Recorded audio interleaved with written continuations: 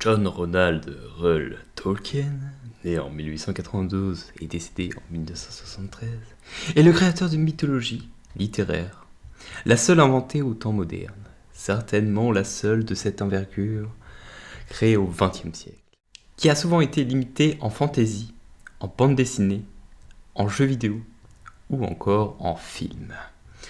Homme de son temps et aussi l'héritier de nombreuses traditions culturelles, son fils cadet Christopher, né en 1924, deviendra plus tard son collaborateur. Ce sera son exécuteur littéraire. Sans lui, sans le vaste travail qu'il a fait sur les éditions désordonnées léguées par son père, le public ne connaîtrait pas la Terre du Milieu comme on la connaît aussi bien aujourd'hui.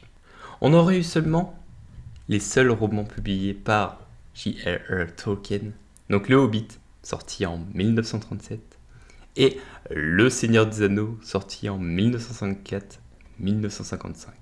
Or, le monde imaginé par Tolkien dépasse de loin ce qu'on trouve dans ces deux livres.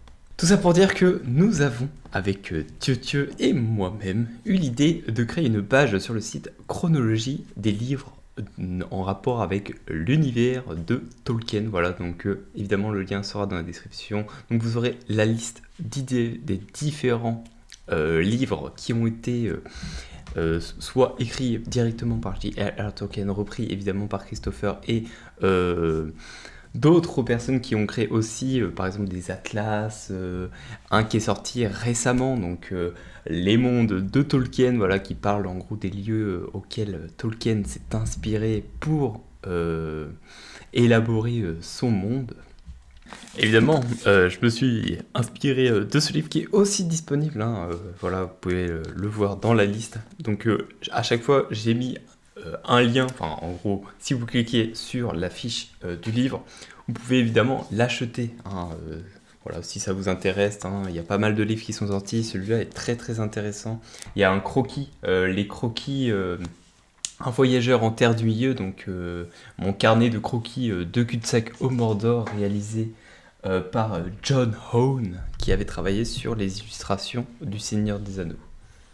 Il y a aussi La chute de Gondolin, voilà, qui est une réédition du second livre des Contes perdus, voilà, si jamais, qui est sorti récemment, donc l'année dernière, en 2019. Donc il va y avoir encore des livres qui vont sortir durant les prochaines années. Donc en attendant la série Amazon, qui va arriver peut-être en 2022, je suppose. Donc en attendant, vous pouvez évidemment découvrir l'univers par vous-même à travers les nombreux ouvrages qui ont été écrits. Donc normalement le prochain livre s'intitulera The Nature of Middle-earth. C'est écrit sous la direction, mandatée bien sûr, de la fondation Tolkien par Carl F. Ostechter. Alors je ne sais pas si je le prononce bien, mais je dirais que c'est comme ça. Donc c'est un ancien ingénieur de la NASA. Donc ce dernier, il est directeur de la Elvish Linguistic Fellowship. Donc c'est une société savante consacrée à l'étude des langues fictives en Terre du Milieu. Donc ça claque, hein. Clairement le mec est grave chaud. Donc ce livre abordera les différents sujets autour du Silmarillion. Donc ça a pour but d'enrichir évidemment le lore de tout ce qui se passe dans l'univers de Tolkien. Donc ça va parler de l'immortalité des elfes et de leur réincarnation sur les terres immortelles. Donc c'est une terre qui se trouve à l'ouest de la Terre du Milieu, là où les elfes se rendent, par exemple à la fin du Seigneur des Anneaux. Ce nouvel ouvrage s'attellera aussi de parler de la géographie, qui parlera du royaume humain du Gondor, ainsi de la pilosité faciale des différents habitants de la Terre du Milieu. C'est très important, hein. Les nains, à ce qui paraît, n'ont pas le monopole de la barbe, hein. On va découvrir dans cet ouvrage que d'autres peuples ont une pilosité faciale semblable aux nains, ou peut-être encore plus impressionnante que les nains. Il parlera aussi de la nature des Valar, les esprits divins à l'origine d'Arda. C'est le monde dans lequel Arda signifie en fait le monde d'après Tolkien. Donc le monde qui, dedans, il y a la Terre du Milieu. Ça parlera aussi de la faune et de la flore, très important, de Numénor, l'Atlantide dans laquelle la série Amazon devrait se dérouler. Et oui, Numénor, l'Atlantide, voilà. Je vais pas vous faire un dessin, mais je vais pas non plus vous spoil pour la série.